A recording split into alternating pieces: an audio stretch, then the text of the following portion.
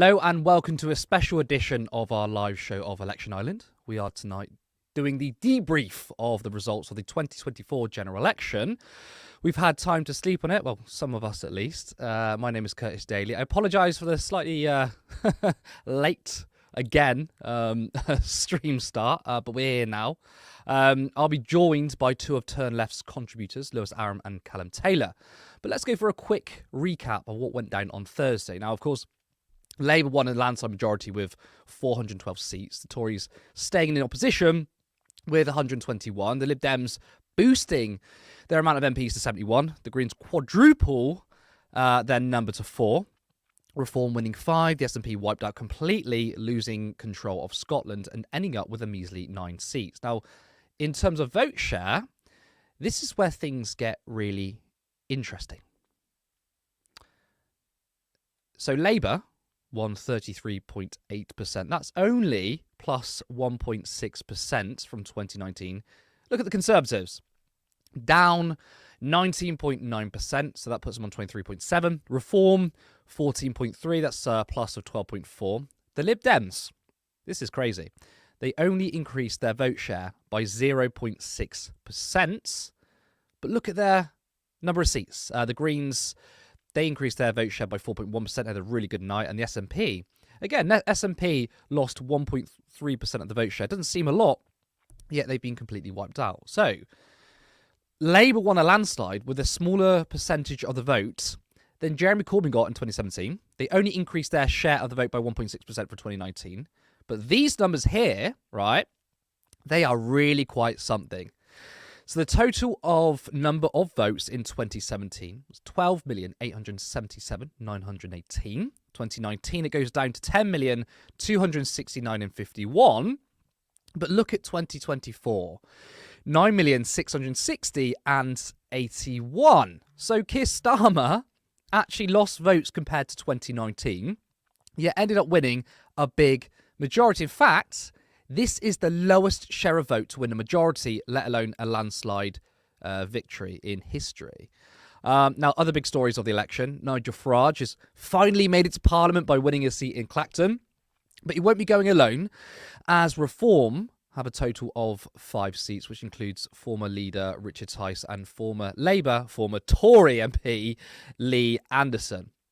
Now, in the exit poll, they were predicted to win 13 seats, so winning much less than what we expected at the beginning of the night. If you guys were here watching the stream, you might have seen my face of disappointment.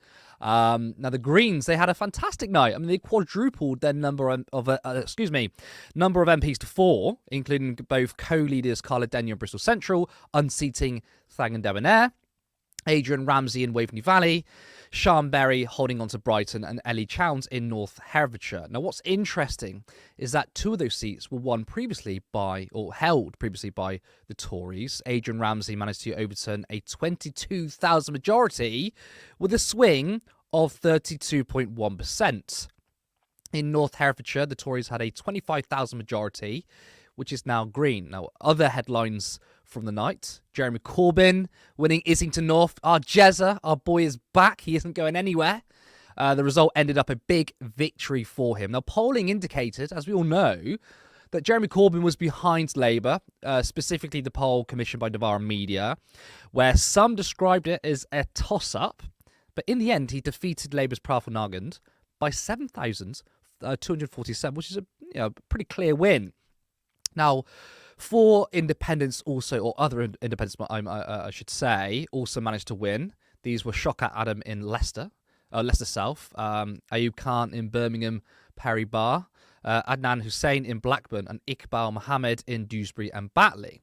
But Leicester South was a huge shock, as it meant that Shadow Cabinet member John Ashworth is no longer an MP, and I have to say I'm very happy about that.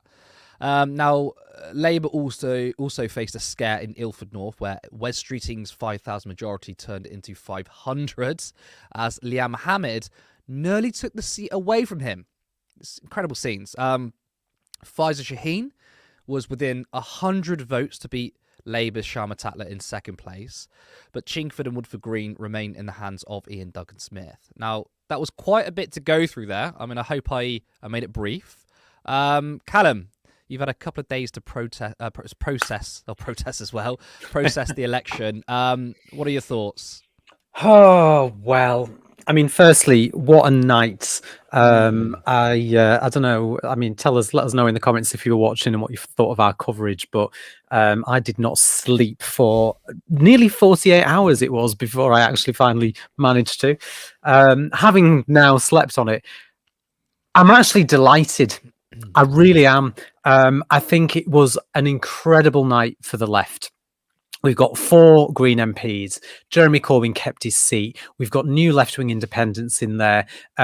We've seen Labour do worse than they did under Jeremy Corbyn in terms of numbers of votes, and only increased the vote share from 2019 by not even 2%, which to me sends a clear message that people like left-wing politics and policies.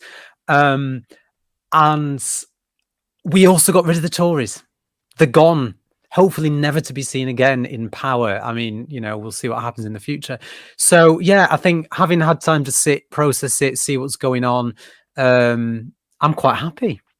Yeah, we've got a long fight ahead of us. Don't get me wrong. There's lots to hold this Labour government to account over. The first thing I think for me that we need to be focusing on is changing the voting system. I mean, those figures that we had up there. I mean, let's just get them back up actually if we can. Bear with me, because I think it's really interesting how. So we've got, like, take Reform for example. As much as I despise them, they got more individual votes than the Liberal Democrats. They also got a higher vote share than the Liberal Democrats, and they got 5 seats. And the Lib Dems got, I can't remember their total off the top of my head. Was it 72? The Greens had half the vote share as the Lib Dems, but that didn't equate to half the number of seats. That I mean, half the number of Lib Dems, that would equate to like 35, 30 odd seats. I mean, the Lib Dems, didn't they end up on 71 seats, something like that? And we got the Green Party on 4. And also, on that graphic, you can see that the Greens increased their vote share by 4.1%, right? Yes. And look at the Labour Party; they've increased their vote share by 1.6%. So the Greens have actually added more to their votes than the Labour Party have. So more people went to the left. And the right, no, it's interesting. Right, I'm the right, but I think it's important that in a democracy, in a democratic system, we allow for that. And I actually think I think a lot of the Reform vote has been a protest vote. And if we had proportional representation, I'm confident that a huge number of the people that voted Reform probably wouldn't. I feel like a lot of people voted that way because they felt that they had to. Just like part of the success of the Liberal Democrats, I mean, Ed Davies probably got to thank Carol Vorderman for that because of all the tactical voting that went on as well. Because obviously there are a lot of places where people voted Lib Dem purely for the same reason many voted Labour, purely to get rid of the Tories. And I think that's really helped the Liberal Democrats out. It seems that Labour sort of quietly, sort of not officially, but sort of quietly seemed to sort of step aside. There was a lot of seats where Lib Dems were in second place where Labour didn't really bother in the campaign. They didn't really invest any time or energy. And I think that that's helped them too. But with a Liberal Democrats party that had a manifesto that was more left-wing than Labour, having them as the official third party, because obviously the SNP basically paled into insignificance, is again another step in the right direction for left-wing policies. I'm not in any way suggesting that the Liberal Democrats are left-wing, but the manifesto, certainly in comparison to Labour's, is a step in the right direction. Okay, let's continue this conversation about the Lib Dems, because I think they had a great night in terms of seats, even though their vote didn't really change. It feels like, though, given that they've massively increased their number of seats, they don't seem to be in the national conversation when it comes to the debate. Obviously, I know it's only been a couple of days since the election, but we're not talking about the policies, the manifestos. But that's because there's two conversations going on in the national media at the moment. There's Labour have won the election with a landslide, and Jeremy Corbyn. Sorry, that was a Freudian slip. And Keir Starmer is the Prime Minister. How much it was Corbyn. That's one story. The other main story in the news at the moment is, oh my God, look how well Reform did. despite the fact that they've only got one seat more than the Greens, and nobody's really talking about the Green Party to the same extent. But I mean, those are the two stories right now. So I'm sure in the coming weeks, the Lib Dem story will be talked a bit more about, and we will see more from the media in terms of that. But also, I just want to say, just while I've been thinking, over the last day or two, and again, to reiterate what I said at the beginning, we've got a huge fight ahead of us. And there is a lot of things that Labour need to now do. For a start, they need to recognise Palestinian state. They also need to stop demonising the left. Look at the vote share that they've had. Look at the fact that not only did they lose Jonathan Ashworth and Thangam Debonair, but they also very nearly lost the health secretary in Wes Streeting. They need to look at that, and they need to work out how they're gonna bring the left back over to their side, because if they don't, 2029, I think we're going to see Labour lose a lot of those seats. I mean, I want to stay on the Lib Dems for a second, because in terms of their electoral success, I mean, that's one story. But the other story is because I care about policy. I mean, we here at Turn Left care about policy, right? There's a big combined vote between the Lib Dems and the Greens. And in the manifesto, they're both to the left of the Labour Party. The Liberal Democrats are better on social issues than the Labour Party, and of course the Greens are too. The Greens and the Lib Dems and Reform support PR. And also, which was a really good policy in the Lib Dem manifesto, was that they wanted to build 150,000 council houses per year.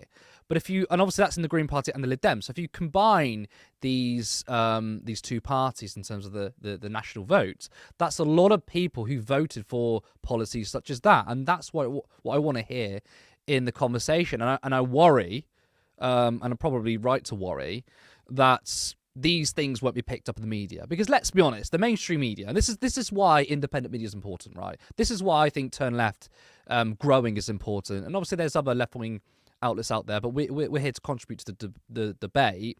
Is that the media and the BBC would talk about politics as a football game, right? It kind of is. I mean, we get drawn into it. I mean, when we're covering the election night, it feels like a 12-hour football match or rugby, if you like rugby or whatever.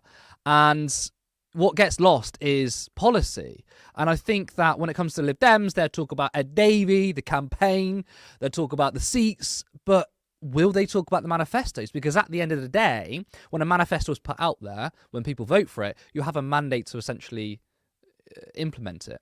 So I think that's really important. Now, Lewis, I want to ask you, actually, we'll bring you both up.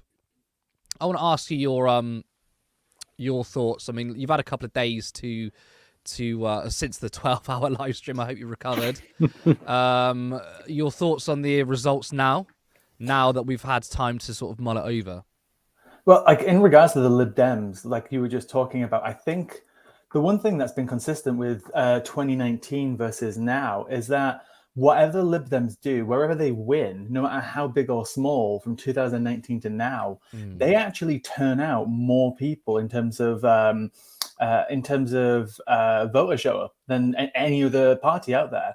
They're consistently getting in the high 60s and even low 70s, which compared to some Labour seats, which only got as low as 45% turnout. I'd love to know more about the magic that they have, that they can command such an electorate to come out for them. They've obviously got some sort of recipe for success there. I don't still quite know what it is.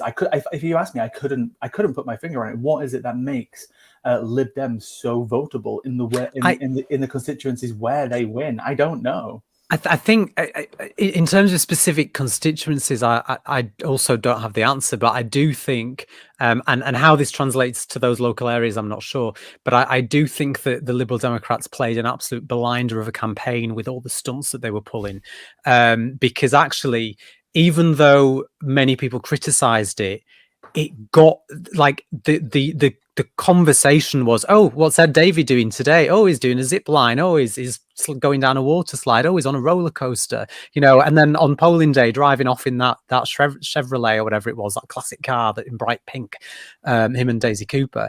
And I think that that certainly, even though they were sort of big, bold, and a bit silly, it gave the Lib Dems quite a bit of media attention during the campaign, which I think then gave them the opportunity to say, yeah, okay, well, we are swimming in Windermere today, but it's because we've got shit in our rivers. Let's talk about that. And I think that has resonated with people. How they've got people in specific seats to turn out, though, Lewis, I've got no idea, because the turnout was pretty crap. But I think part of the issue with turnout as well, I mean, tell me what you think, but I think part of that was because there's just a lot of apathy at the moment because of what we've been living through. And I think a lot of people just thought, well, Labour have won anyway, so what's the point? But even with even before Davy, before any of his stunts, if you look at the data in 2019 for these seats that Lib Dems won, they still commanded the same electorate. So it's something that pre-exists as Ed Davey, and I just cannot put my finger on it what it is that makes people turn out. Perhaps it's the effort on the ground. Maybe that's it. Maybe it is. Maybe it is. We don't know. But they commanded this electoral turnout before Ed Davey, before his stunts, before the shit in the river, before any of these things. So they've got something there. Even with other parties, like comparing it to Labour, the turnout in their constituency in 2019 versus now, it's still not amazing. It's enough for them to win, but they just don't command the electorate the way the Lib Dems do, which potentially, who knows, for 2029, who knows if one will come sooner. That maybe I might be wrong. I've been fighting against people who say they're going to become the official opposition, which obviously didn't happen this time.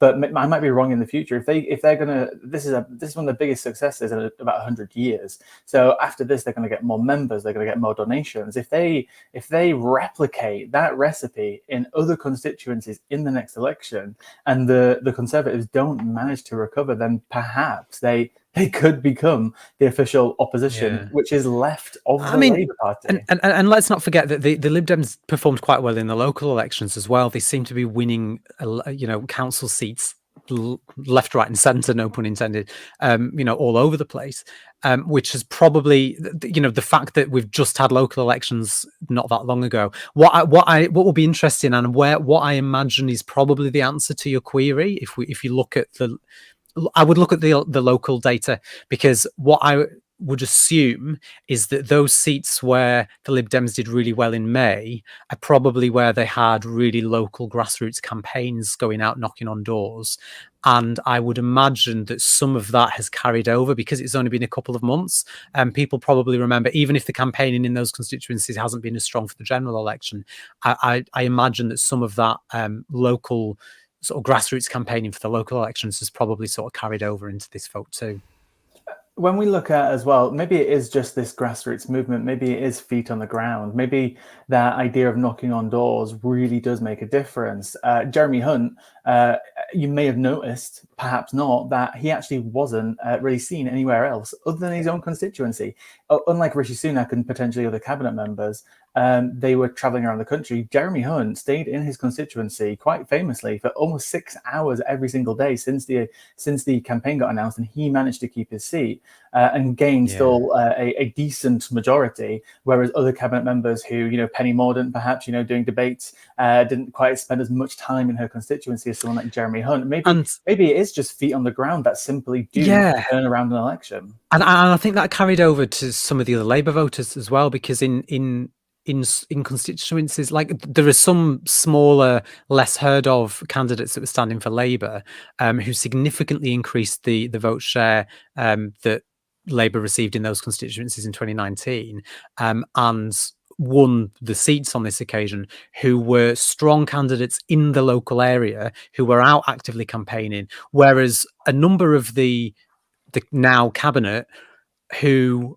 weren't always in their own constituency because they were on the national campaign trail going to other places as well. A lot of them, I think we said the other night, you had the figures, I think it was roughly like 50% or so, have had significant reductions in their vote share. But maybe that's partly because they were cabinet ministers or shadow cabinet ministers as they weren't in the constituencies, they were off on the national campaign instead. And maybe that's where some of that's come from.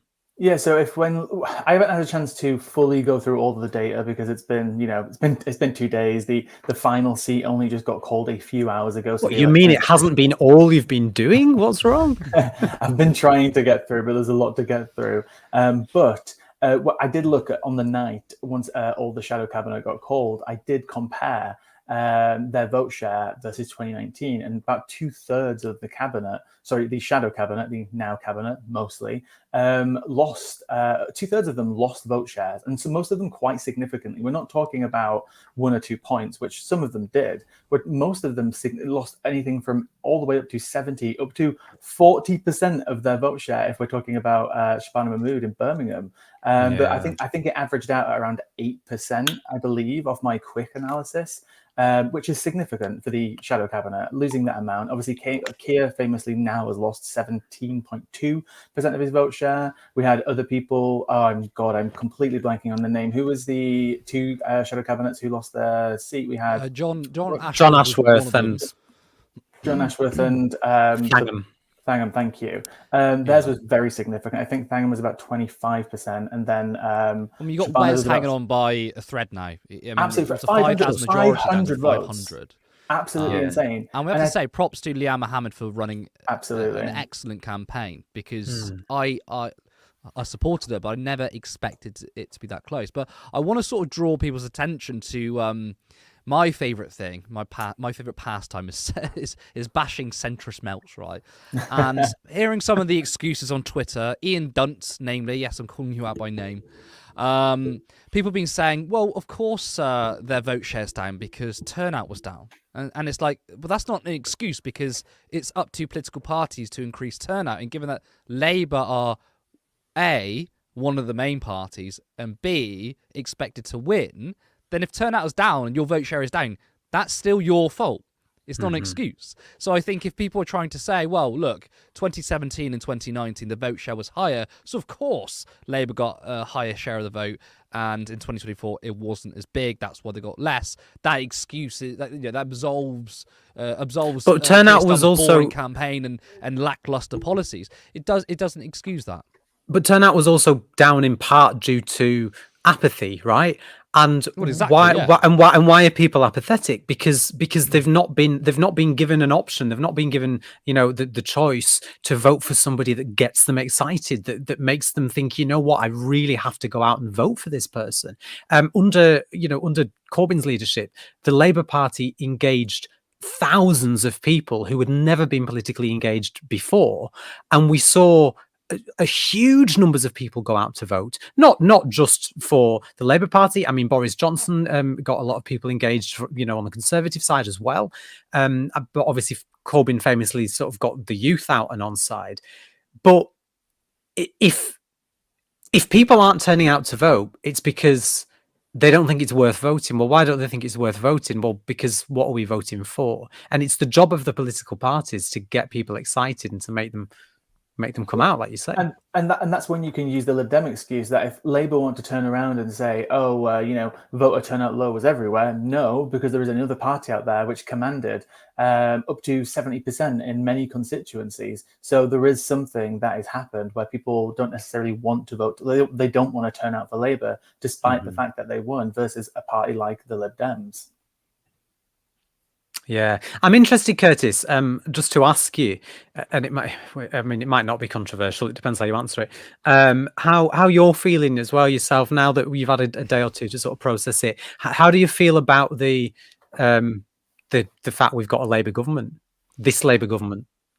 Okay, well, viewers of this channel may already know, but if you haven't, then I'll explain it again. But essentially, I would say the last year, I kind of said, I think I'm going to get this 5-minute feeling of bliss, which is that as soon as the exit poll drops, we learn that the Conservatives have lost.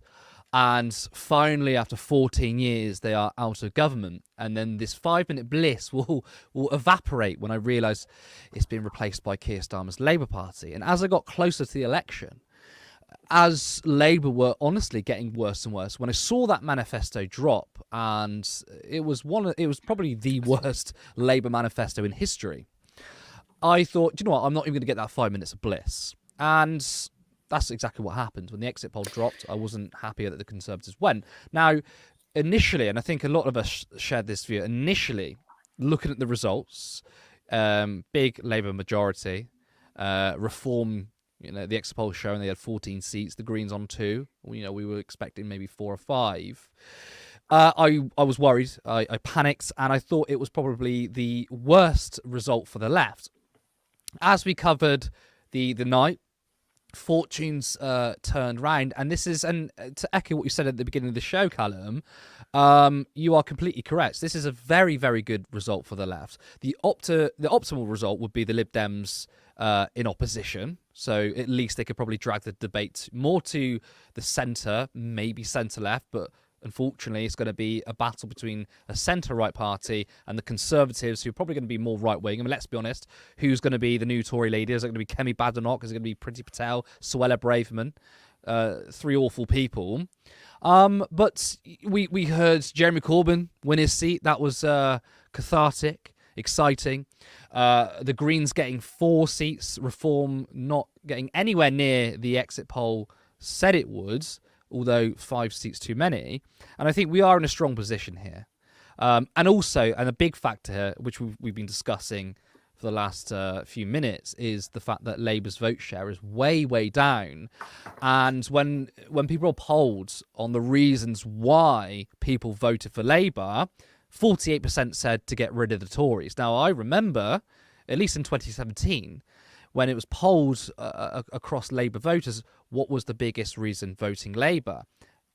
I'm sure it was a majority, or at least a plurality of voters said the manifesto policies. That rarely happens. Usually, I mean, people say this is about getting rid of the Tories in this election. Let's be honest, almost every election is about voting for the lesser evil. That's what everybody says. I mean, that term wasn't coined this election. We've heard it our entire lives. A lot of people feel like, well, I'm just going to vote for the least bad option. In 2017, for all the people in the pundit class, the billionaires who thought that Jeremy Corbyn was going to be devastating, those that voted for Labour in 2017 were enthused, they were excited, they voted for someone. So it's astonishing that people in 2017 looked at the policies and thought, we want that. Yeah. This time around, people were like, well, we don't want the Conservatives. So when you put all this together, then yes, I think this is very good for the left. It gives us an opportunity to fight on policy, to hold Labour to account. And also, and I'm happy to admit this, I've said this all along, if Labour do something good, we'll praise them. We'll give them credit. And on that, I mean, in fairness, in the last 24 hours, the Rwanda plan has been scrapped, which I'm joyous about, which we always knew was coming, but it's great that it's finally happened. We've got Angela Rayner, who grew up in social housing, in charge of housing, which I think is just a brilliant move. We've got the guy in charge of Timpsons, who has done extensive work with people who have been in prison, with rehabilitating them, getting them back in the workforce, and actually helping reduce reoffending rates, given a peerage so he can become prisons minister. So, those are all things that will be helpful. Even Wes Streeting has agreed to meet with the BMA and have a conversation regarding the strike action, which is more than what the Conservatives have done. So, while there is going to be a lot over the next 5 years to put pressure on this Labour government for, and there's going to be a lot that none of us I think here are going to be happy about. For a first 24 hours. And to give credit where it's due, I feel like we are already seeing some good changes come. And I sort of see it as we've spent the last 14 years shouting at the people who've been throwing bricks through our window. And now we just have to shout at the people who are knocking on the door at 1 o'clock in the morning and then running away. Do you know what I mean? I feel like there's still a lot of issues that are going to be there, but they're not going to be anywhere near as bad as they have been. Callum, I agree with your overall sentiment, but I would say that probably, I think, slow down a little bit. I mean, in terms of Rwanda, that's low-hanging fruit. I mean, Keir Starmer said he was going to scrap it, and he did. And let's be honest, the reason why they did it was because, it's a gimmick. All right, it's costly and it doesn't get any returns on it. Why aren't they saying it's fucking disgusting? That's why we're not doing it. That's true. Look, I don't mind a political party doing that if they feel like that could, win more voters over, because at the end of the day, the policy is what matters. So does it matter whether they argue that it's immoral or not? I would say in this circumstance, if they said it was immoral, they wouldn't lose any votes over it. And I don't think like Starmer and Labour are playing a strategy here. I think they don't particularly care. But that scrapping the Rwanda plan is low-hanging fruit, but yes, it is good. In terms of Timpson being appointed to prison officer, is that the official name? I don't want to get it wrong. I think it's prisons minister. I think prisons is the official minister. time. I think that's a good appointment. I really do. And yes, I will say, good on Keir Starmer for it, because at least it's something. Because Timpson's actually all right in terms of how he manages his business. I mean, Lewis, you were telling me the other day that like the way he runs his businesses is that essentially each different branch gets to control their own store. He doesn't really impose on people, and of course, he hires a lot of ex-prisoners, right? And what was really good, actually, he said on TV that 1/3 of prisoners shouldn't be there. And I did see a really funny tweet, actually, which said, the cop in Keir Starmer's not going to like that. So we'll see, actually, if if these people he's appointed start getting pointers on how they behave. He was asked about that. He was asked about that this afternoon. I think that's very LBC asked him, and another journalist asked him about it. And my recollection, and Lewis probably can answer a bit better, but my recollection to his answer to that was that he kind of avoided it. He sort of talked more about the appointment, talked about the wider issue with prisons, but he didn't sort of quite address those comments directly, which I thought was interesting. Yeah, he did avoid it, and I did watch the conference. The thing is, some people were praising him after the conference. I thought he came across a bit, I don't know. I wouldn't say shaky. I wouldn't say nervous. I wouldn't say unsure. I can't quite put the word on it, but it was kind of like, I don't know. It didn't feel like the press conference had a story in a way. I don't think there was Sorry one. Just to cut you off there, though. That's quite funny. You said that he seemed a bit shaky or nervous, right? If you go on Twitter, and I know Twitter isn't real life, but that's where a lot of us spend our time. A lot of the client journalists spend their time there. Reading what they say, he's confident. He fits this role. And actually, I'm going to reference Ian Dunt again because it's almost sycophantic. He's like, doesn't power look good on Keir Starmer? That's great. He certainly came across different. I do think that we're seeing a different version of Starmer now as in power. He didn't come across the way that he has done throughout the campaign. He's not trying to fight to win votes anymore. He's not trying to say, my way is better than your way. It did feel very procedural. It felt very much, this is what it felt like the answer to question 1 on PMQs, Methodical is probably the word that I was probably trying to fight for. Yeah. When he was presenting, it was like very methodical. And I mentioned the word story a second ago because I think if you're in a lower position in the Labour Party, you can probably not worry necessarily about being the greatest storyteller if you only get a media appearance once every week or month. Yeah. But when you're Keir Starmer, you're now the Prime Minister. You can't just get up and be methodical like you're in front of a judge, which is obviously what he used to do.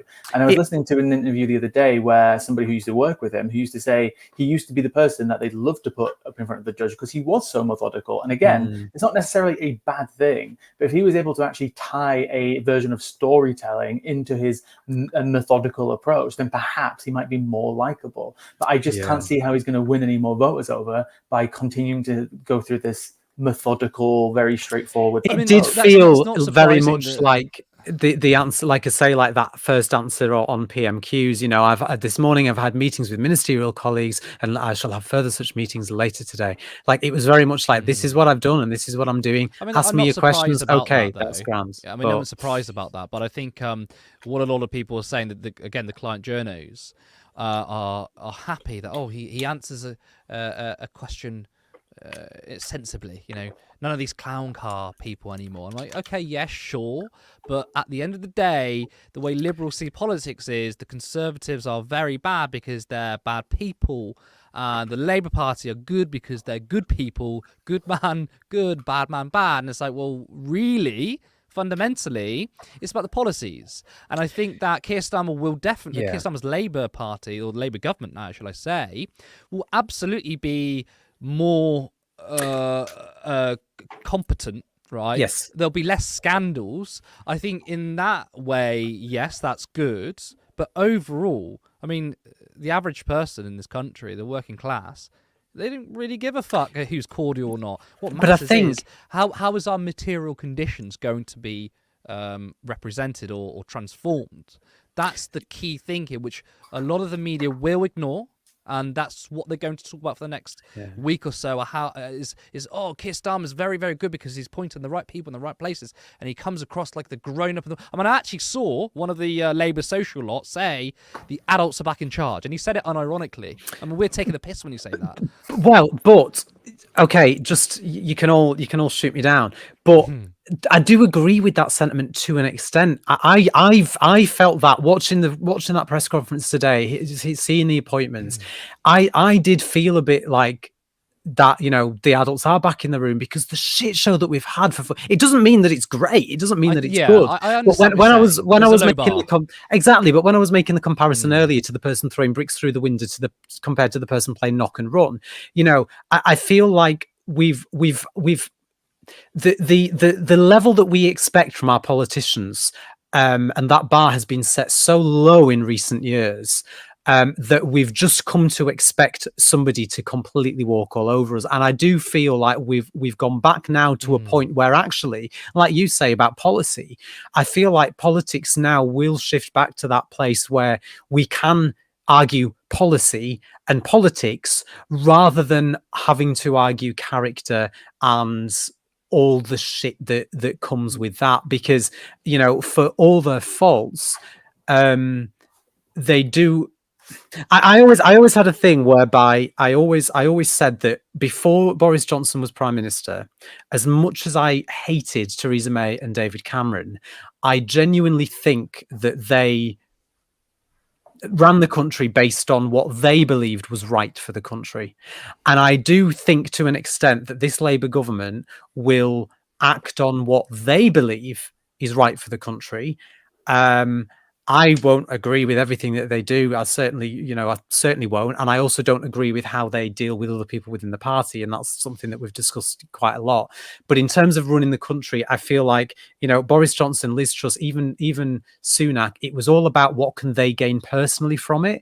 Whereas I feel now with Starmer, it's very much like, okay, what can we do to make a difference, even though I won't agree with the way that they go about it every time. I was going to bring you in. I mean, who do you side with more here? I mean, you're me, who's probably a bit more unforgiving. Callum, I mean, where do you stand on this one? I am probably siding more on Callum's side about the fact that it's this idea of, I do believe, despite the fact of everything that I've disliked about Starmer since he's been in charge of Labour, is that I do believe that he is there to give a service, and I do think he believes that, despite all the all of the parts of his campaign which he refused to talk about, just playing it safe. I do believe that he is a civil servant at heart, and I want to bring in and tie in what we were talking about before about appointments and policy and a civil servant, because one person who has not been mentioned is Sue Gray. And you guys have been talking about policy, and you guys have been talking about getting things done. How are they going to get that done? I think Sue Gray is still flying under the radar. It was, I would say, a genius move. He has brought in one of the most senior civil servants to be his chief of staff. And everybody, famously, as we've been told by the Tories for the last 14 years, that they've been stopped by the civil service, they've been stopped by this department, they've been stopped by this. Well, if that is a true barrier, and I don't believe it is a barrier, I believe they just say, you know, no, these things that you want to do are, you know, illegal or whatever else. But who better to navigate doing the job? Yes, who better to navigate through the civil service and help get that policy through than one of the most senior civil servants that is currently in the country, or currently was. You know, even to the point where Boris Johnson was happy enough to appoint this person to, you know, investigate them. Like, this person is not necessarily a person who is a big leftist. It's not a person who's been appointed because of their loyalty in any shape or form. He has picked this person because he has said to himself, when we get into power, we need to be able to navigate through the civil service as quickly and efficiently as possible. And Sue Gray will be that person, in theory. That said, though, go on, Curtis. Well, I was just going to say, look, I actually agree with both of you on the point that it's always generally better to fight a Labour government than a Tory government. And I think it's probably going to be easier for us on the left to maybe not in policy, but we probably won't face as much hostility, and that is a more of a hope, I guess. I mean, that's historically that's always been the case. Whether it's even Blair, whether it's Ed Miliband, if he got into power, they would have been governments where I think there will be a little bit less hostile to trade unions, for example, and workers, whereas the Tories are absolutely hell-bent on that. I completely understand that. And I think, yeah, you are probably right in the sense that these sort of grown-up things to do, they are probably important. I think for me is that it seems like that's the bare minimum. But again, maybe I'm missing the point here. Of course, we all agree it's the bare minimum, but that's what we have. But we've not had exactly. We've not had we've that. had 14 years of absolute scandalous behaviour. So I guess you're probably right on that. What I will say is though, I find something quite unique about Keir Starmer, and it's not that he's the lesser of the two evils. I mean, look, I'm sure there's going to be things. I'm confident they're going to do things better than Conservatives. But what was on offer at the election and what we saw over the last 5 years of his leadership is that typically I would always view the Labour Party is slightly better than the Tories. I mean, honestly, if going through the last 5 years of a Starmer Labour leader, if it swapped out for Ed Miliband and we brought back his 2015 manifesto, I would be probably swayed to vote Labour under Ed Miliband, given the trauma we faced. It's not like I'm being a purist or anything, but I feel like something specific about Keir Starmer is that he hasn't presented himself as, okay, very moderate, the centre ground, the Labour being not as left-wing as we like it to be, but it's always going to be better than Conservatives, given what we've seen on not just policy, but what we've seen in the background in terms of corruption when it comes to parachuting in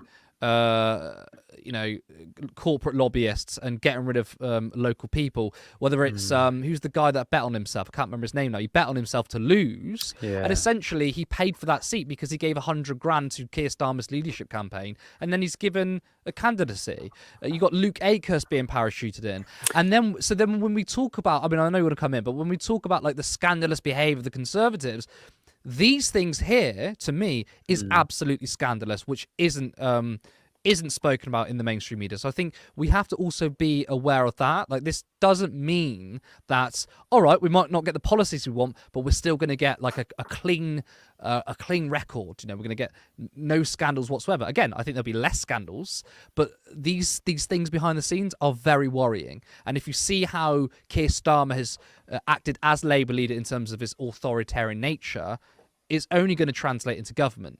So I think there's that analysis there that really needs to be taken seriously. No, that's a fair point. That is a fair point. And I think something that will be easier though as well is actually I think it will be easier for us on the left now to hold Starmer to account more so than when he was leader of the opposition. Even if we were, I mean, I was a member of the Labour Party up until last year, and even I found that difficult. I mean, the Labour membership have voted. The Labour policy right now is to introduce proportional representation. It was voted on and it was passed at conference 2 years ago by the Labour membership and the unions, but Starmer doesn't want it. It is technically Labour policy. It was voted in as such, but it's not going to happen anytime soon. However, for the last 5 years, the only people that have really been trying to hold Starmer to account for a lot of the things that we disagree with are people like us. It's people on the left, whether that's from within the party or people from outside the party who have been trying to hold him to account. Whereas now, because he's the prime minister, he's going to have, not just the national media, but he's going to have the world's media's eyes on him a lot more than he did as leader of the opposition. And he's also got the country on him. And there's something like 80%, I think Robert Peston said in the news conference today, 80% of the country, including those that didn't vote at all, didn't vote for this Labour government, 80%, including non-voters. So that's a hell of a lot of people who are going to be watching what he does. And if he doesn't keep the promises that he has made, and let's not forget, he's got form on breaking promises. So if he doesn't keep the promises that he's made this time, and he does act out of turn, or there are scandals, or they do U-turn on things that they've said they're going to do, I think that there will be a hell of a lot more pressure on him now than there was 6 weeks ago, which can only surely be a good thing for us. I want to move this conversation on a little bit because we need to talk about the election results, because we're kind of getting into the territory of a future, what's ahead of us under a Labour government. Because trust me, we've got a lot of time to speak about that. And also to just quickly jump on what you said, maybe the left is more empowered under Keir Starmer, but part of the reason is because we've got 4 Green MPs, we've got Jeremy Corbyn still in there, we've got independents as well. So we actually have more representation of the left in that's not even part of the reason. That's like all the reason. Most of the reason. And the Lib Dem lot as well, I think, will be helpful. But I just want to say we have 272 people watching. This is fantastic. Really good numbers. It's split in half, actually, those from YouTube and those from Twitter. So hello to Twitter. Sorry, X. I'm going to get banned from X, from Elon Musk. Sorry, but I'm not going to do that. I'm always going to call it Twitter. Sue me, Musk. And on YouTube as well. I just want to say that we worked really, really hard on the election coverage, and I'm sure I've been reading your comments. There's people in there who appreciate what we've done, who watched it. Some fell asleep and woke up again. Surprised to see that we're still there. I want to thank everybody who tuned in that night. I want to thank everybody who's been watching Turn Left from the beginning, and we've been going for nearly 4 years now.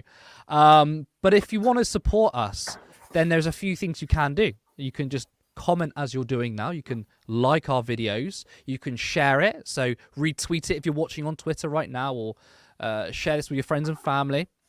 But you could also support us financially, because at the end of the money, we need money to sustain ourselves and grow. You can support us for just £3 or £5 per month on Patreon. So if you go to patreon.com/turnleftmedia, you can pledge just a small amount of money per month or a one-off donation, because everything we're doing right now is still completely voluntary. We all have jobs. I mean, I've got 2 other jobs. It's hard to juggle, but I'm still here. And we really want to dedicate more time to Turn Left, but we have to get a wage for it. We also want to invest in equipment. We want to invest in many other things. A studio would be great.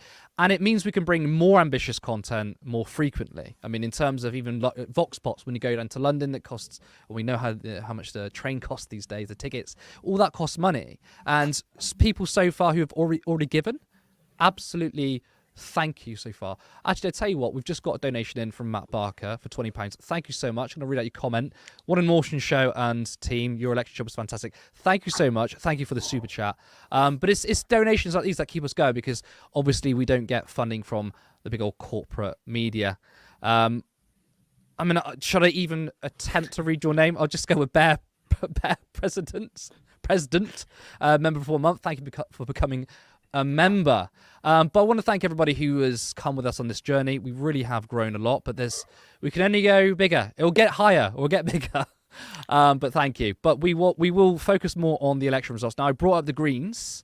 Let's talk about the Green Party. Can we? You know, Callum, you want to talk about the Green Party. They won 4 seats. Now, the exit poll said they were going to win 2. Of course, that would have been 100% increase. In fact, we had Zach Polansky on about 2:30 a.m. and that was before any other results came in. It was just, it was actually before Bristol. So actually, I think we spoke to him before any Green MPs were declared. He was very happy about the 2 MPs after the exit poll, but I think he was also happy because he had, he said, a tingle in his spine, which I think he had some information that was going to get more MPs. At the end of the night, or the morning, they ended up with 4. Callum, I know you're itching to speak, so I'm going to go to you first. Green Party, Green Search. I am delighted. Absolutely over the moon. And as we pointed out earlier as well, the Greens actually increased their vote share by about double what the Labour Party increased theirs by. I think it was 4.something%, wasn't it, when we looked at the figures? I'm just over the moon. We've got both co-leaders in seats.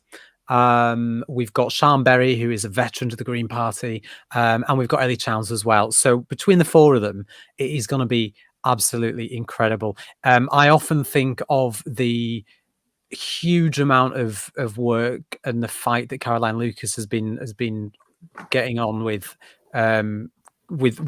some difficulty for many years as Green Party's only MP.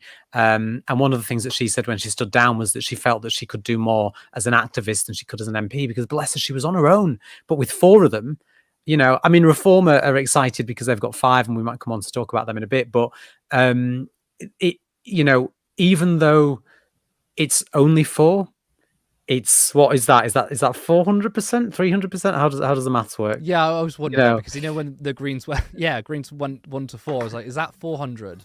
I mean, I would say I just say quadruple. If there's any mathematicians, it's quadruple. Or anyone who at least got a C in maths, you're more welcome to correct us on that. But again, and what the Greens have had to do, which I think the Lib Dems have been quite successful at as well, is they've had to really target particular seats.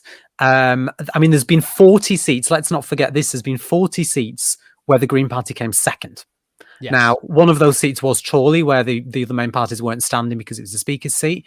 But even there, they got a few thousand votes. And that's 40 places where in the next election, voting Green is a really, really viable option for people. You know, if they want to vote Green, they know that Greens have the potential to be able to win because they've come second. You know, they're getting there. And actually, the Green Party is another party that want to change the voting system. They want a proportional system because they recognise that it's fairer, and it would see more Green MPs as well. But I think what the Green Party are doing at the moment is they're really trying to use the system that we've got in order to get to a point where they get enough momentum to be able to really make those changes. But 4 Green MPs plus all the money that they're going to get from the votes that they got, you know, the couple of million votes that they got nationally as well. I don't have the exact figures with me. That is going to really, really help them, and hopefully, you know, in 5 years' time, we can see a huge surge for the Green Party. Let's go to Carla Denyer, because she is obviously the co-leader. She won in Bristol. Thought we had her on the line then. Well, Callum, not yet, but one day we will. We'll have to ask Zach. Times, but we've had Zach. We love you, but you know we need to get Carla on here. We need to get Adrian on here. But Carla Denyer, obviously the co-leader, won in Bristol Central, kicking out Thang and Debonair, and we're going to go to her victory speech.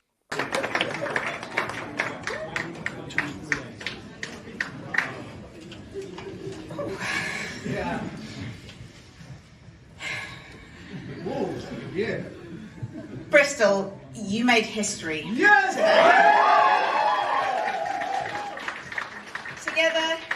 Together we did it. Yeah. We elected our city's first Green MP. Yes! Yes! So, bear with me. I've got a lot of thank yous.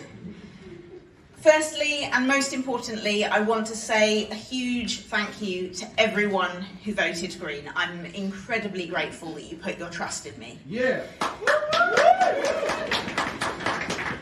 And to everyone who gave your vote to someone else this time, I'm here for you, ready to listen to you and work hard for you too. Thank you to those who've been part of this journey throughout. Green Party volunteers, staff, my councillor colleagues, past and present, and council staff, including those running the election and the count. It has been a privilege to work with you in the weeks, months and years leading up to today. Thank you too, and well done to all the candidates who put themselves out there. Even though we don't agree on every policy, I recognise the dedication, commitment and sometimes sacrifice you put into this important part of the democratic process. And finally, thank you to Thangham for your 9 years as a brilliant, hard-working constituency.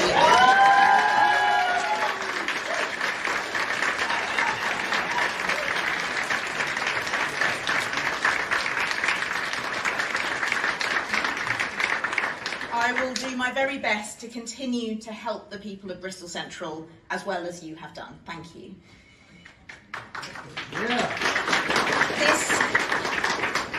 This incredible city has long had my heart, and the warmth and positivity I have felt during this campaign has been truly humbling. I feel so privileged to have this opportunity to serve you and to ensure that the real hope that inspired so many people to vote Green is represented in Parliament. I can't wait to get started. Thank you.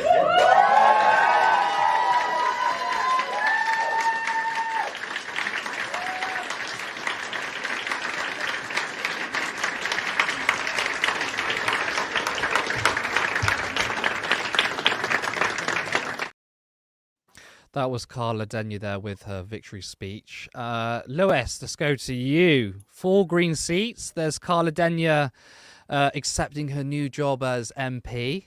What are your thoughts? Carla has won my heart over since the campaign started. She seemed to obviously. I think if you're keeping a close eye on the Greens, probably people knew who she was for a while. Yeah. But she was new to me, and she absolutely stole my heart. She's a very straightforward speaker. I'm surprised, genuinely, how well she performed in the debates. You would think she had been a politician for decades. Yeah. The way that she spoke, and she should be very proud of the achievement that she has with the 4 seats. And with the share of the Green vote, it has, I think, since like 2017 to 2019, it doubled almost. And then now, with the new vote count finalized, it's almost tripled since 2019. So I'd be excited to see what they can do with 4 seats, a lot more attention, a lot more donations, a lot more influence, and see where they can go in the next election. And I can't all I can imagine now with the way climate news is, the way the world is going, that they can only get more attention. But I also like that they don't come across as these like what's the word I'm looking for, like aggressive kind of green, you should never drink out of a bottle of water type, that type of approach. They don't come across that way. They're very unassuming. They're very, for want of a better word, tree hugger. Now I hate it when people say tree hugger, because like tree hugger is not a bad thing. Loving the planet's not a bad thing, but there's that perception of like the hippy dippy guys, whereas the Green Party, I would say, it's all the men with long hair, like someone I know. But like I think what really impresses me of the Green Party, look, I really like Natalie Bennett, but I don't think the leadership of the Green Party really enthused me. I think with Carla Denyer, Zach Polanski, even Adrian Ramsey, I've seen more and more of recently, have been so good at communicating, but laying down arguments that are just so logical. Yeah. And I think they genuinely, to me, are the adults in the room. And I think people are starting to see that more. They're not just, they are the Green Party, but they're not just the Environment Party. They've successfully co-opted this message, which is that you cannot care about the environment without caring about minorities. You can't care about minorities without caring about class. And all these things are intertwined. So material conditions are essential to everybody, but you need to address the climate, for example. And that brings in, the Green New Deal, for example, clean jobs, good well-paid jobs, union jobs. So I think they've done really well to be that real opposition to Labour. But carry on. I did cut you off there. If I may, just very quickly though, I'm still left frustrated after the election. I've been talking to this with you guys for weeks about tactical voting almost going too far, that people have been made to believe that they can't vote with their heart, that they have to do this very practical thing and only vote for a party that they may not like. It's not very democratic. And as we can see, that approach, in combination with the YouGov poll, which kind of proves that we kind of went too far with this, and a lot of people went too far with it, because we could have well seen more Green MPs. The amount of people that I speak to who would say, I'd love to vote Green, but my vote won't count. You've got to get the Tories out. You have to vote for Labour. Even Lib Dem, you've got to vote for them because Greens are never going to win. I imagine that with how many seats again, Callum, they came in second place? 40 seats, I believe it 40. We could have well seen them massively outshine the Reform Party in terms of seats. They could have easily got a few more. On the day before polling day, when I travelled down to London for our stream, on my way to the train station, the taxi driver that was driving my taxi, he said the same thing to me. He said, "Look, I really, really want to vote Green, but Labour are the party that are going to get rid of the Tories." And I think I managed to persuade him. I explained short money, which for those of you that don't know is essentially for the smaller parties, for every, I think it's 250 votes that they get another amount of cash in the pot to help any MPs that they do get with parliamentary business, and it allows them to do their job better because they've got the money there to support them. And he did sort of seem to change his mind and say that he was going to vote Green after that conversation. But so many people won't have known that or won't have done that and will have voted based on the tactical side. But actually, I think the election results show, not just for the Greens, but across the board, that even under first past the post, actually, if you want to vote for a smaller party or an independent, do it, because we've had a record number of independent stands in this election. I think we've had 5 independent candidates we've had elected. We've had 5 Reform candidates elected. We've had 4 Green candidates elected. That's not to mention, the huge surge in the Lib Dems as well. Plaid Cymru have got 2 seats. So actually, and where we haven't got those people elected, what we have seen is we've seen them take huge chunks of the vote away from Labour. With Andrew Feinstein, for example, took a massive chunk from Keir Starmer. Wes, as we've talked about, only got in with like a 500 or whatever it was majority between the votes. And where people have voted with their heart, it has actually led to results. So I think going forward, we need to maybe change the narrative, especially if we're going to stick with first past the post. We need to maybe change the narrative that you can only vote Labour or Conservative, and actually encourage people more to say we're not happy with that. We're going to vote the way that we'd like to. I mean, I think that given there's 4 seats to the Greens now, people will be more encouraged to vote that way, because they can see that actually it's made a difference. I think if there was this big get out the vote for the Greens and they still had 1 seat, even Green voters, big supporters of the Greens, may feel disillusioned and think, you know what, we really wanted to see the Green Party succeed here and they didn't. And they might even stay home or just maybe stick to the Labour Party, I don't know. But the fact that they won 4 seats, I think, is a huge deal in terms of the Parliament arithmetic. Good for the left, but also in terms of the perception that people typically coalesce behind a politician or a party if they think they're going to win, right? That's actually a big deal when it comes to people. There's a lot of candidates all across the world on the left who people agree with in terms of policy. They really like them, but they, as you just said, we don't think they're going to win. And it's a weird psychological trap we kind of put ourselves in. We should just vote for how we want. But I think that momentum is going towards the Greens. Apologies, I think I misspoke as well at looking at the comments. It's people are saying Plaid have got 4 seats. I think I said 2. They've got 4. So I mean, even better, for the smaller parties. So, Lewis, your constituency is Chingford Woodford Green. Yeah. You voted for Faiza Shaheen. She did. didn't win. She came 3rd, but she was within 100 votes of Sharma Tatler. So tell me about Faiza, and then let's talk about independence. Yeah, so for anybody who doesn't know, Faiza Shaheen was essentially deselected due to what they say is some tweets that they didn't like, which, in the current climate with what's going on in Israel, what's going on in Gaza, I have seen some people maybe accidentally potentially slip into something which could be considered anti-Semitism, whether advertently or inadvertently. I would never put that stamp on anything that Faiza said or shared in any way. And then she obviously decided to run as an independent. She had a fantastic campaign. She had a massive crowd. She had great rallies. She had a really good grassroots operation. But unfortunately, what we were just talking about, it's this tactical voting. People think that they had to vote for Labour, they had to vote for Sharma Tatler because it's about getting the Tories out. It's about getting the Tories out. And I blame a combination, obviously, of this tactical voting push, which I think went too far, and obviously what Labour did to Faiza. But the people who are mostly responsible for this seat being lost, my constituency, is the Labour Party. It just feels unnecessary what they did. And then on top of that, she was bullied. She said she was bullied too. We asked her that. She was targeted on Twitter. She was Labour canvassers turned up at her door when they knew where she lived. There was also they took a picture of, it was specifically Sharma Tatler's campaign, took a picture of the Greggs that Faiza used to work at, which she's referenced in her campaign just because she's a local candidate. She grew up there, unlike Sharma Tatler, whose registered address is tens of miles away from the constituency. And unfortunately, Ian Duncan-Smith has kept his seat. Ian Dunn blames Faiza for that as well, talking about I was actually going to bring that up. There's people, including Dunn, but other people saying, "Oh, well done, Faiza. It could have been a Labour victory. How dare she?" Lewis, I want to get your response to that. Actually, I know you disagree. No, I obviously massively disagree with Ian Dunn. This idea that, again, it goes back to people should be allowed to vote with their heart.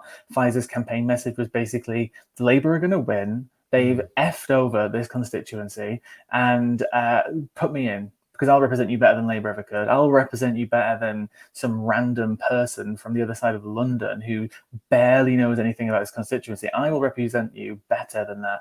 And to be honest, the fact that she basically had no notice of this, she got kicked out a few days after the election was announced and managed to put together such a impressive grassroots campaign. If she would have had probably, I don't know, more time or more of a reputation, because she was still, she's been in the constituency before, she's ran for the seat, but a bit more of a potentially seasoned politician, I think she would have taken that with or without the Labour Party. It's sad because, I appreciate I didn't see a huge amount of the constituency, but for the small section of it that I was in when we came down to do the stream, there were flyers for her in the train station. There were flyers for her in local shops.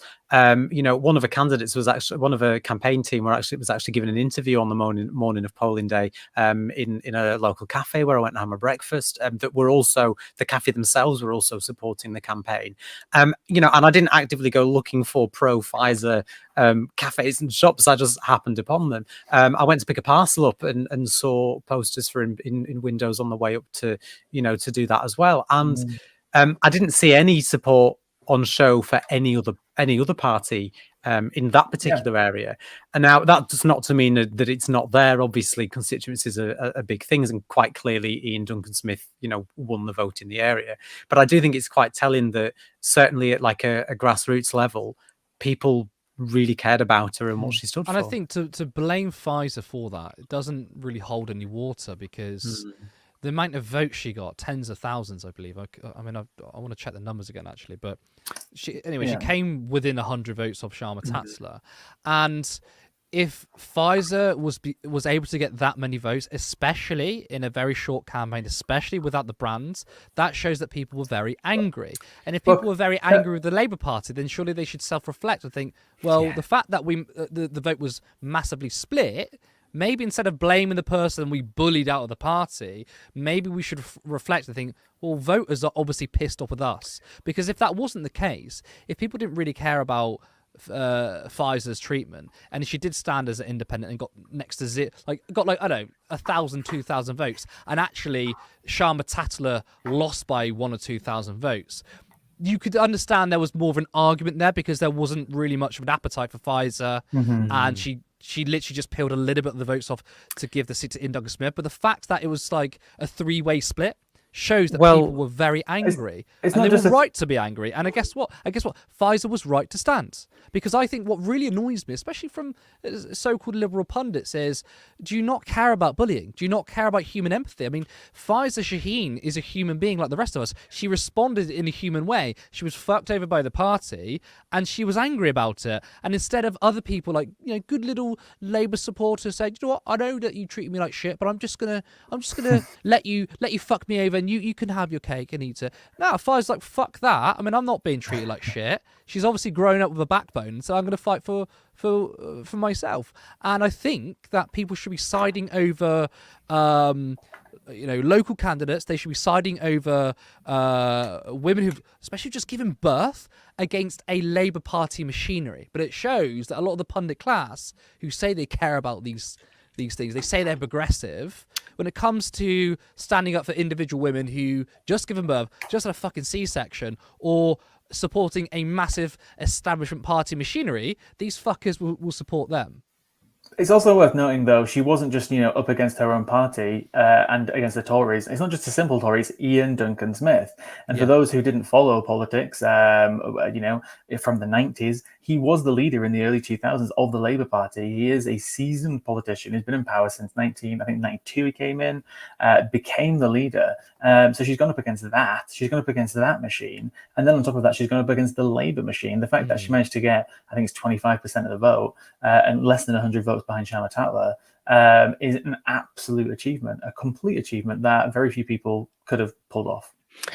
Curtis, I just want to come into and tell me to stop if I'm jumping the gun, because I know you've got something lined up. But it's interesting what you talk about. The attitude that a lot of people have had towards independent candidates standing, that it's somehow an ego trip, or the self-indulgent, or it's all about them.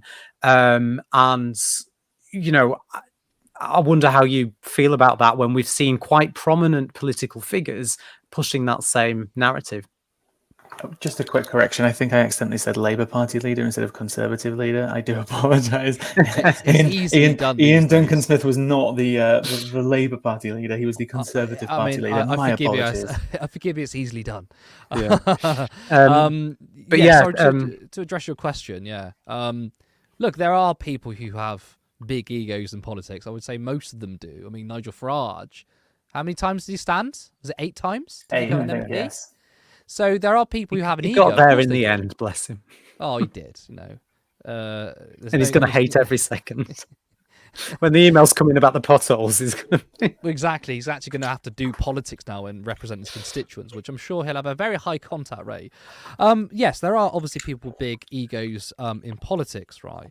But I think it's important to stand against bullying. And I think there are many people within the Labour Party who have been bullied. They've been, deselected or blocked to be a candidate on the most ridiculous things, especially when it's not even consistent. It's not like, okay, well, Keir Starmer's taken a really, really strong stance because he's worried about media attacks, and anyone who likes a tweet, whether it's questionable or not, I mean, Pfizer's was absolutely right, she wasn't questionable, but if it's seen as questionable, we'll get rid of all of them. At least be consistent about it. But if you've got Luke Nukem, as I like to call him, now in Parliament, when he said the most horrendous things, not just on Twitter, but uncovered videos of being incredibly anti-Semitic, incredibly racist, and he's allowed in, it just shows obviously that the left are bullied. And I think when you know this, then I think it's right that people stand up for themselves. I mean, actually, we'll show a clip in a second, which is going to reference this exactly, which is that people said that Jeremy Corbyn is egotistical because he stood against the Labour Party in Islington North. And I say, well, how is it egotistical when he would have happily stood as a candidate again for the Labour Party? I mean, we criticised him for not attacking Labour enough. I mean, he stayed within Labour until the very end. I mean, he's pretty much Labour through and through, to his detriment. I mean, I say it's to his detriment, he's won a seat, but we were worried that he might not win it because he announced his candidacy on the first day the election was announced, when he should have announced it a year ago when he was blocked to standing. So he wanted to get the whip back, which he obviously didn't.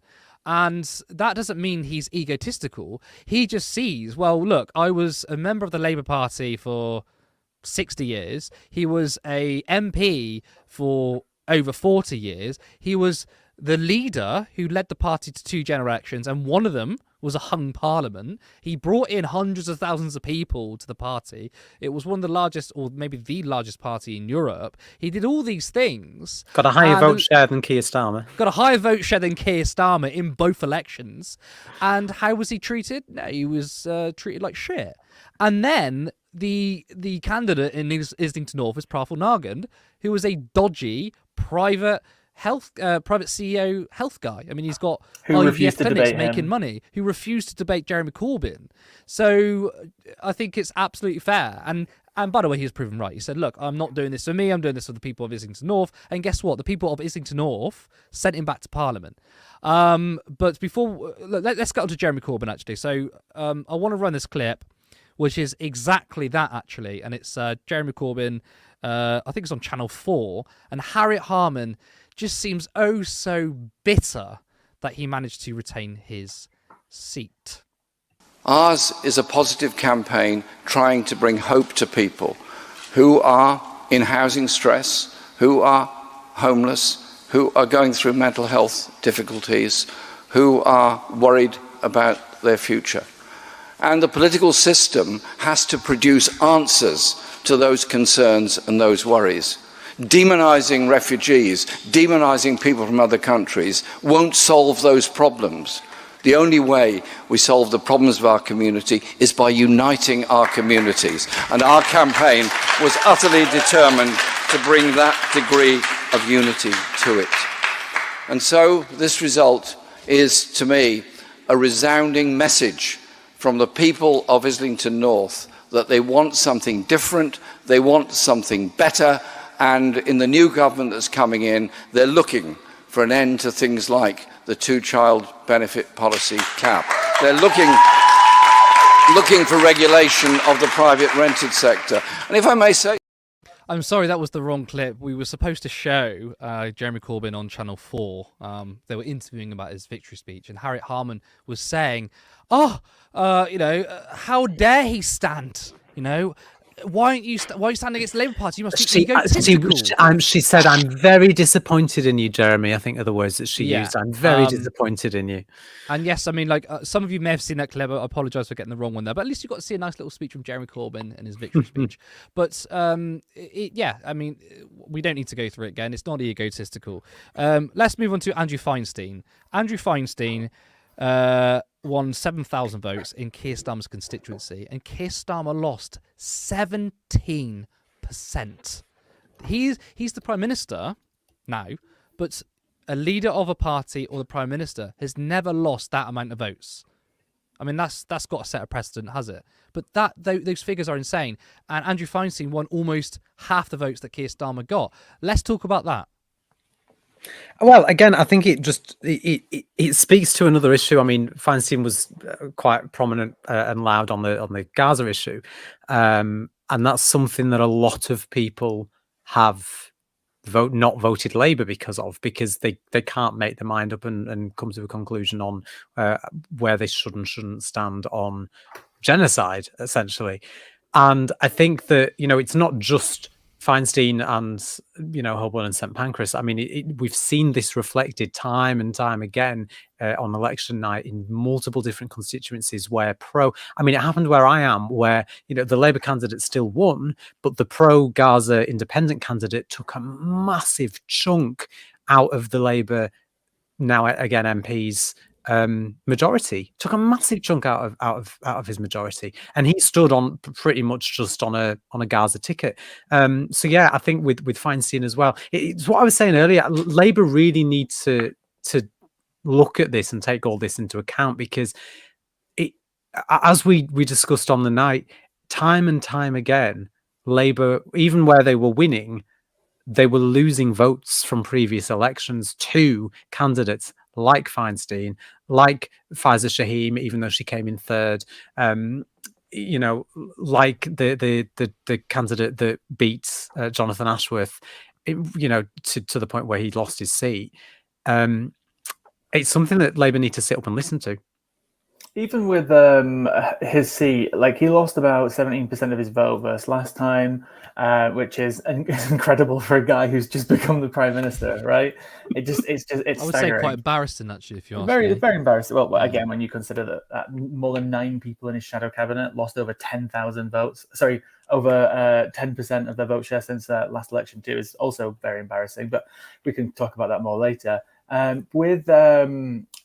If you actually look at the Green vote as well in his constituency, that's even more interesting, because they gained about 6% too. They took about 10% of the vote. So even people who might not necessarily be engaged in Israel-Gaza, they're just very, people who just turn up to an election every 5 years and aren't very politically engaged, they still turned up that day. And 6% of them were just like, I don't want to vote for Keir Starmer. So you've got Andrew Feinstein taking the votes. You've got a Green Party taking more of the votes, up to 10%. It just shows you that he's not popular. People don't really like him. I don't think people necessarily dislike him. People obviously who are engaged in the Gaza topic probably are. They do dislike him. But everybody else, he's got no flair. He's not popular. He doesn't storytell. I'm really fearful what this may lead to in 5 years for the next parliament. I mean, do you think they're going to learn the right lessons from this? Because if I was Keir Starmer, or actually Wes Streeting, because he's hanging on by a thread, that it can go one way or another, right? I would say I would like to see Pfizer stand at the next election. I'd like to see Andrew Feinstein at the next election. Definitely Liam Mohammed, because they could probably, definitely Liam Mohammed could get over the line. But I suppose the question is, would Keir Starmer, for example, increase his vote share, or would he lose even more? And that completely relies on what he does in government. And I think if he addresses people's material conditions. Also, actually has a fucking backbone on Israel-Palestine, stands up to Israel, and uses credentials as a human rights lawyer and starts fucking acting like one. Then maybe it could offset another Andrew Feinstein challenge. Maybe it could save Wesley's little ass from getting defeated by Liam Mohammed. If he wants to remain prime minister for at least 2 terms, which, I mean, bear in mind, he ran this campaign on the basis of it's going to take 10 years to fix everything that the Tories have fucked up. So essentially, he was asking for us to elect him twice, already. If he wants to do that, he's going to have to address these issues, because if he doesn't, then given the amount of votes that were lost to these candidates in this election, unless there's some miracle. I mean, I know I mentioned it to you the other day that it might not. Maybe the issues of the day will change, and and it won't happen. But realistically, like you pointed out to me privately, is what's happening in Israel and Palestine going to have stopped in 5 years' time? I mean, heaven forbid. I dread to think what is going to happen over there, especially if our government don't get the fingers out of the backside and actually, take a stance and start putting some pressure on Israel.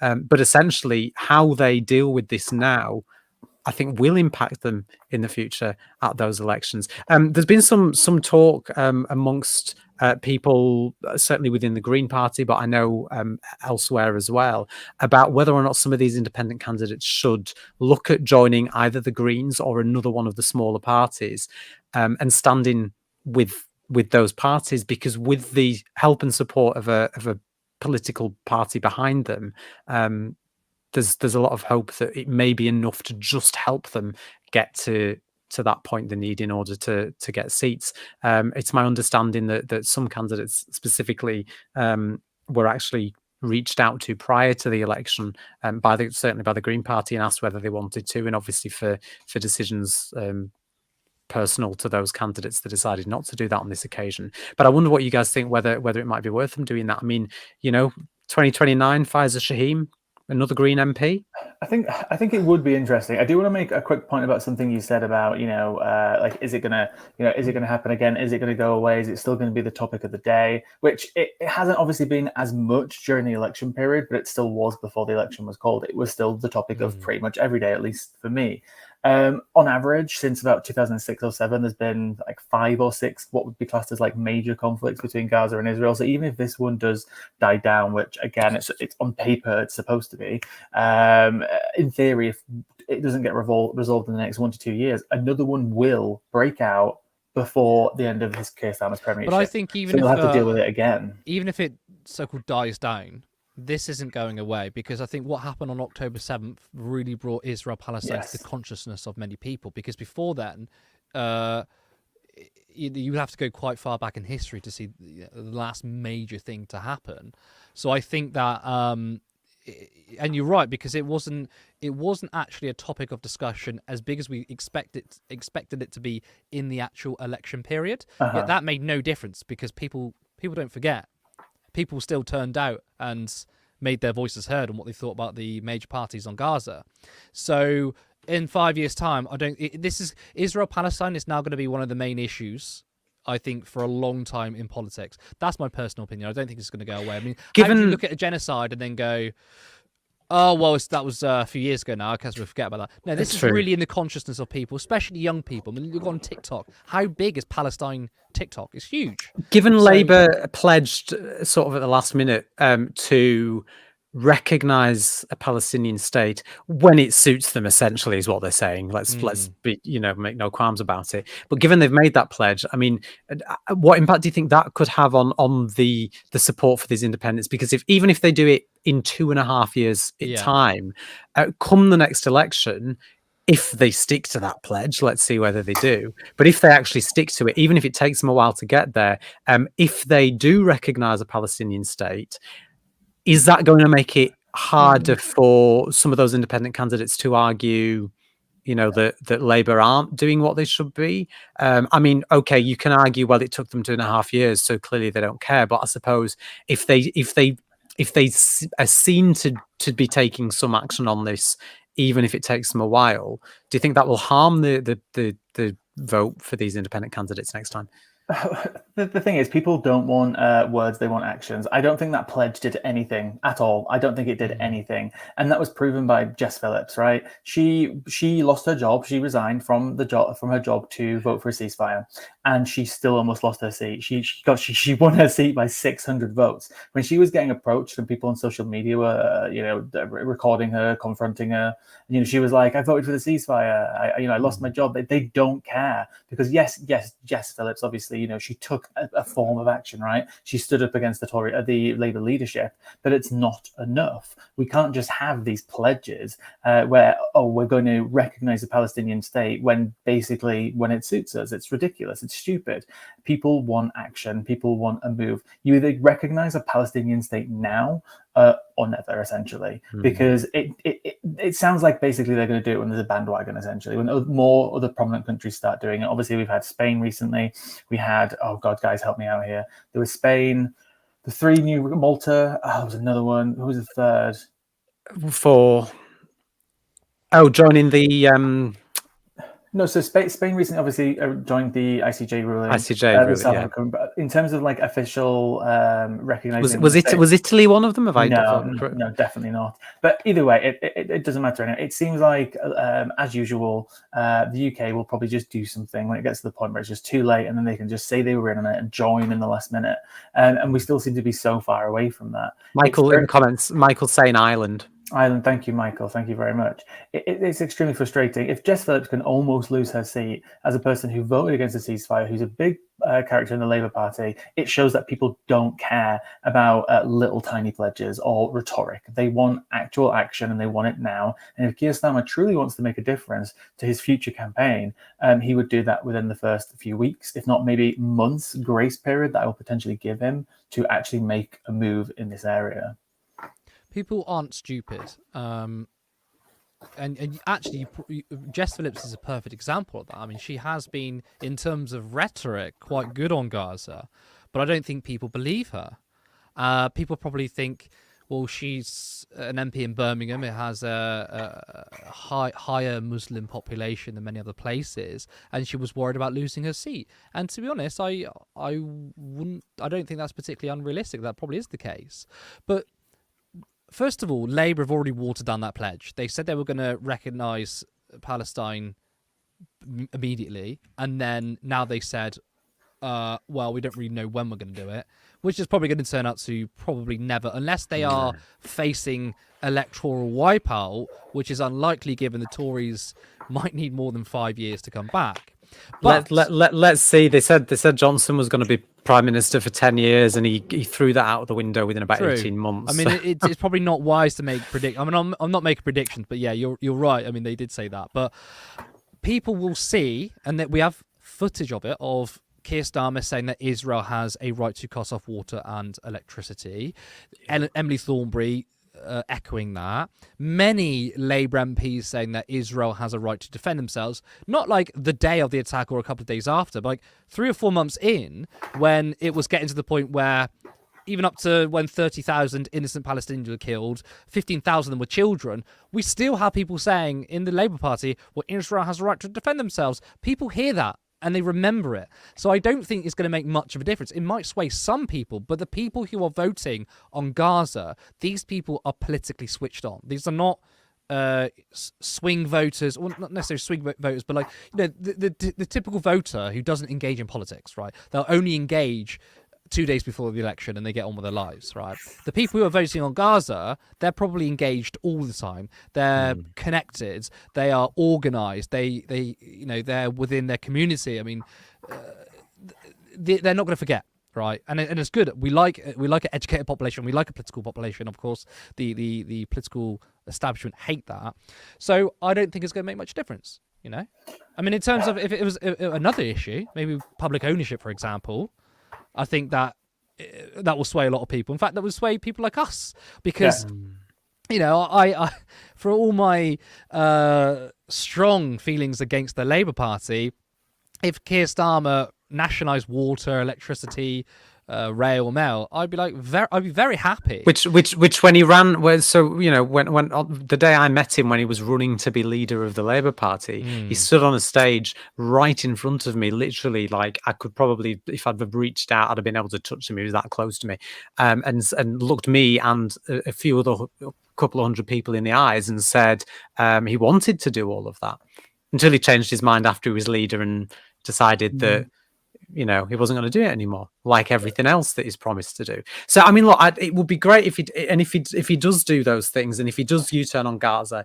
I mean, there's all those people that I don't agree with, but there's all those people that still somehow seem to think that Starmer's entire persona over the last 2.5 years has just been a ruse to get votes, and that he's actually a real socialist. And suddenly, we're going to be in Corbyn's Britain in the next couple of weeks now.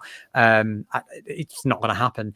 But some of those policies, he may.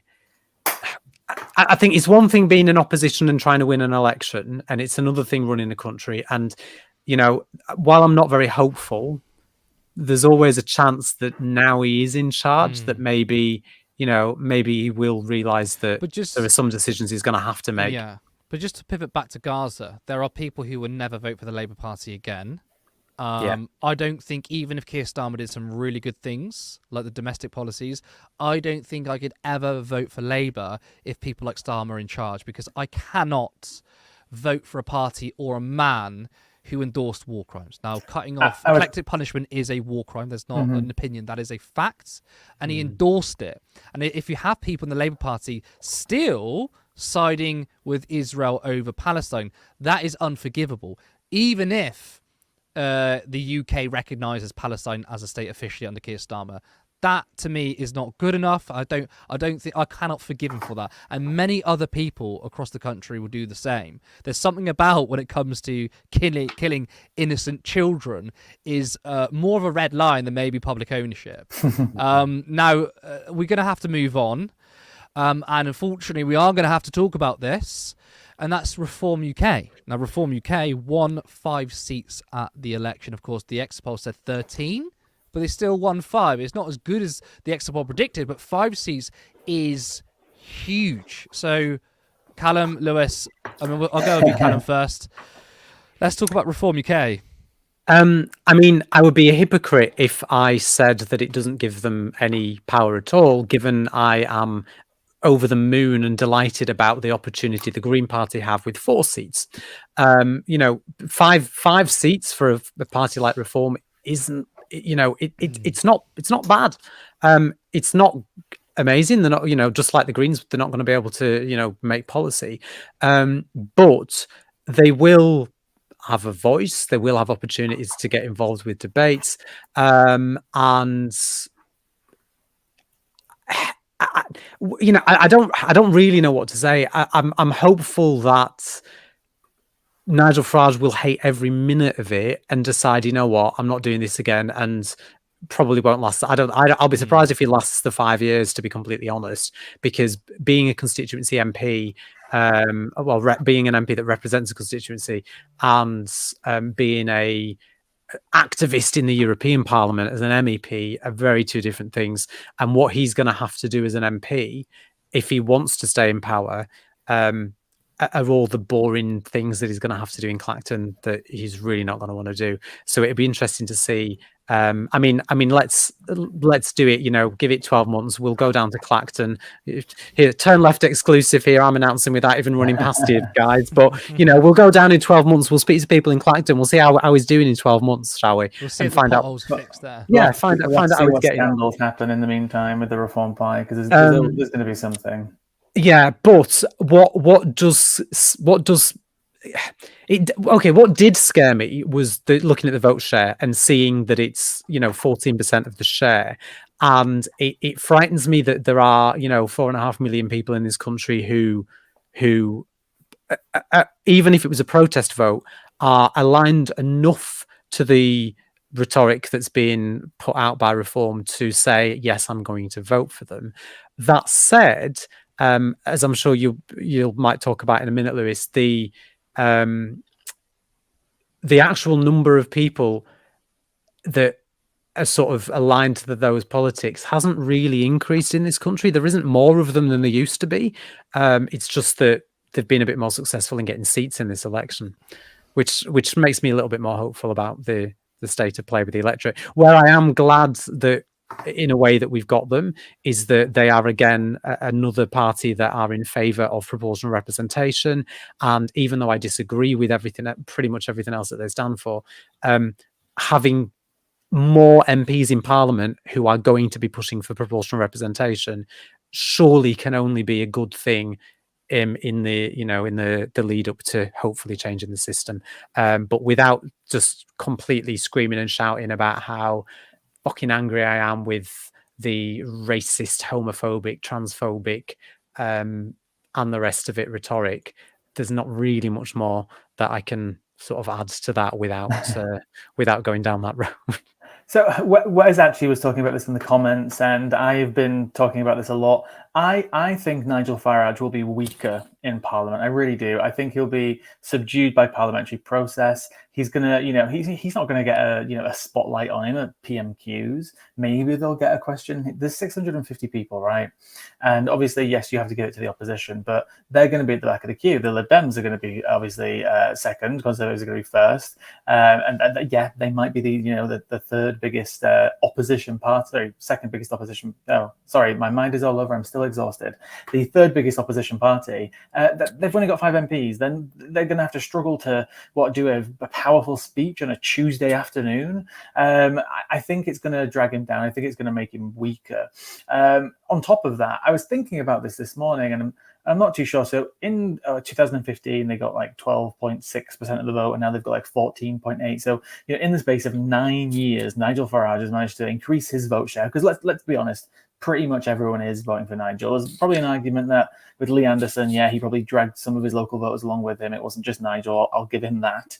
However, with I think the numbers are pretty similar. There's a reason why he became leader last minute. Yeah, that's it, exactly. And him coming leader last minute, it gave them 2 extra points on top of 2015 under UKIP. My question is this: has Nigel Farage already basically mobilized everyone who's pretty much willing to vote for him? Like, could he actually, unless Keir Starmer absolutely does a terrible job, is it actually possible that is there more potential for reform voters out there, or have they reached the peak? Well, I was speaking to Helena last week, and she told me, I don't know if she still agrees with this from last week, but she said that there was probably a ceiling to reform. I don't think that's the case. I don't think there is a ceiling.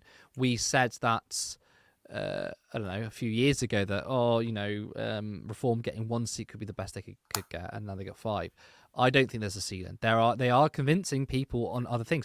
Look, the majority of the appeal to reform is through people's views on immigration. There's obviously a racist element there, but I've spoken to people who said, well, I like their views on taxes, even though their economic policy is absolutely fantastical in a bad way. It's fantasy.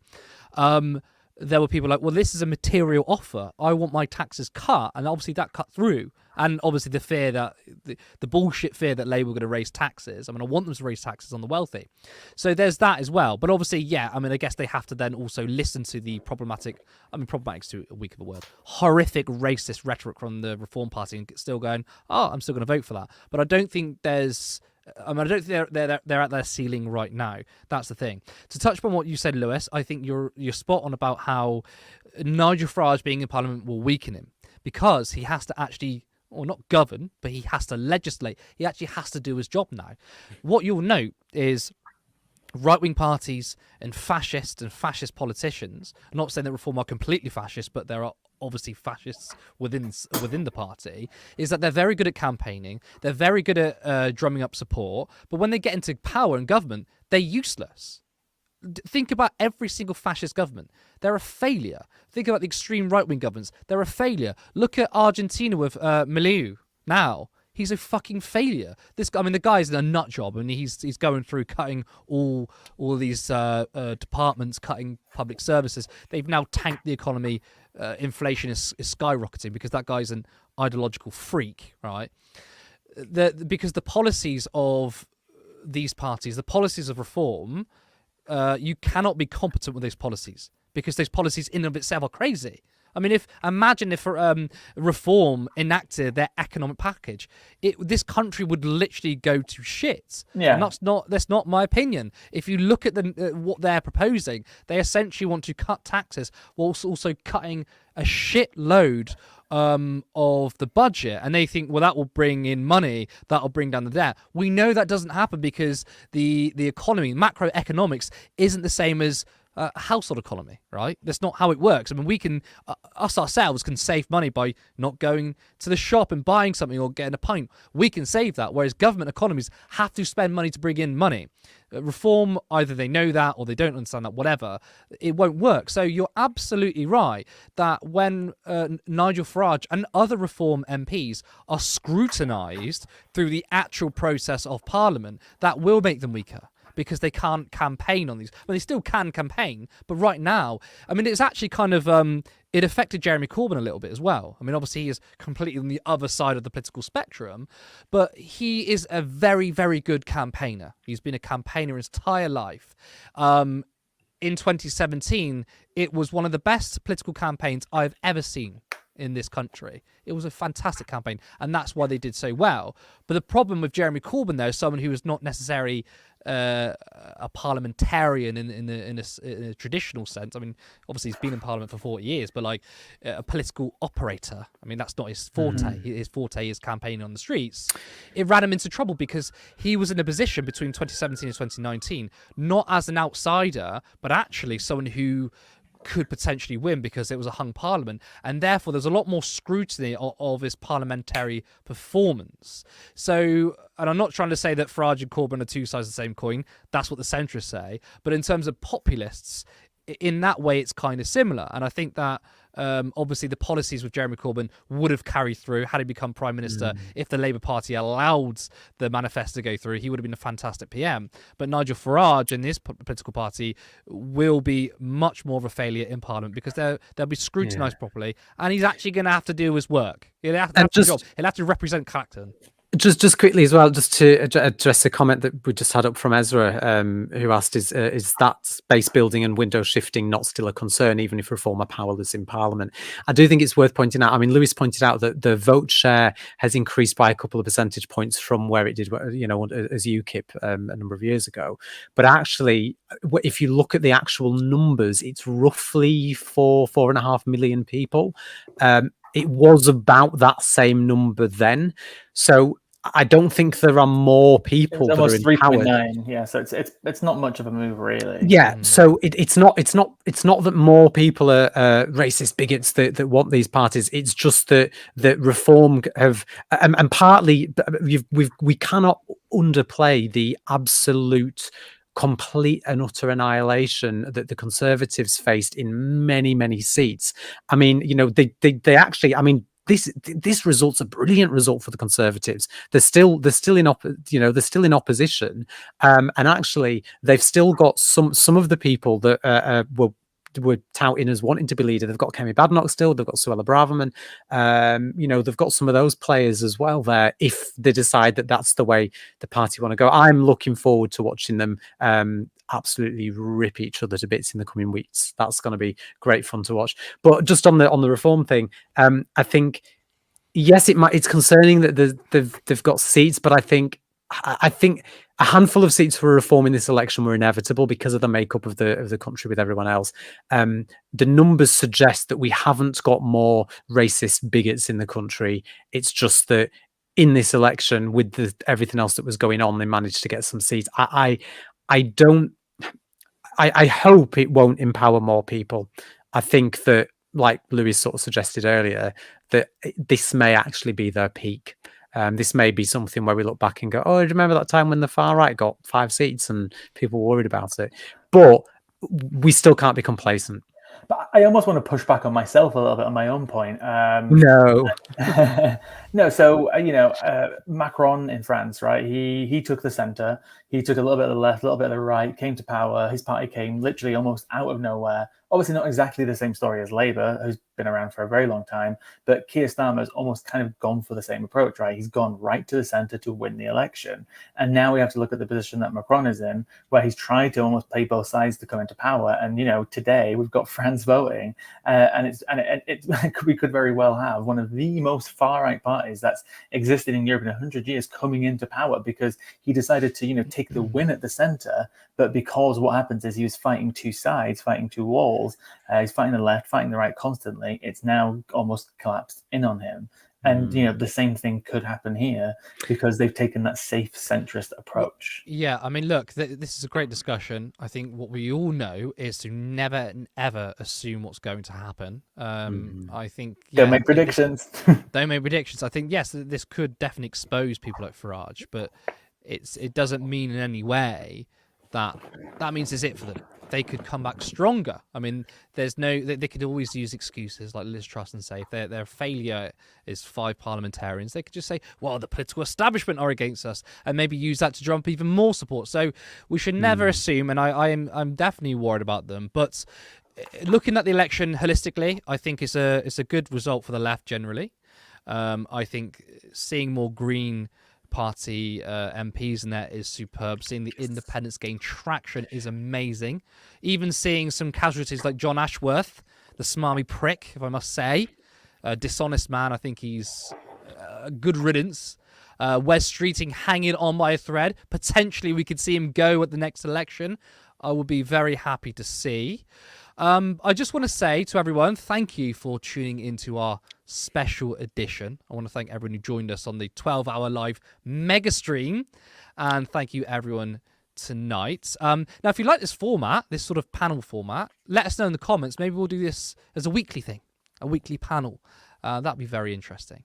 Now, again, if you like what we do, if you want to see more and more ambitious content, then please make sure Turn Left grows big. You can do that by liking this video and sharing it.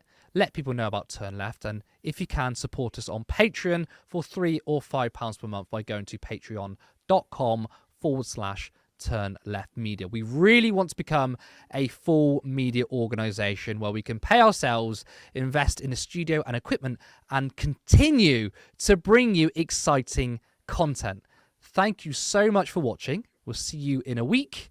Goodbye.